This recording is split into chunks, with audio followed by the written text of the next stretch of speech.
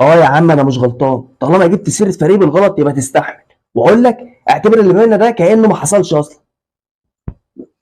اه يا جدعان يغور في داهيه، ده شتم فريقي وكمان شتم اللاعب اللي بحبه. هو ده يعني ايه ده؟ ويجي واحد يقول لي صحابك وعلاقتك مع الناس اهم من فرقه كوره، والناس مش عارفينك اساسا ولا هينفعوك بحاجه، وانك تركز في حياتك ده احسن ليك وبتاع.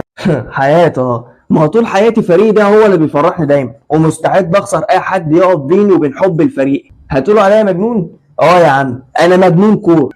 طب بص يا حموكشه، مجنون الكوره ربنا يهديك وتخف جنان انت واصحابك المجانين، عشان مش هنستحمل من عينتك دي كتير. انت حر تشجع، حر تتجنن، لكن لو ده هيأثر على روتين حياتك واكل عيشك وصحتك النفسيه وعلاقاتك المجتمعيه فبلاها يا عم المجنون، بلاها وفوق لنفسك بدري بدل ما تيجي في الاخر وتتصدم بالحقيقه، واللي هي فعلا مكسب او خساره فريقك مش هينفعك بحاجه، ودخول ملايين في حساب لعيبك المفضل او خسارته لكل ممتلكاته برضه ده لا يعنيك في شيء. الكرة بنحبها، لكن وقت المكسب نفرح، وقت الزعل نركنها على جنب ونشوف حياتنا. ساعة مع أهلك أو قعدة مع أصحابك أهم مليون مرة من خناقاتك بسبب ماتش كورة أو لاعبك المفضل.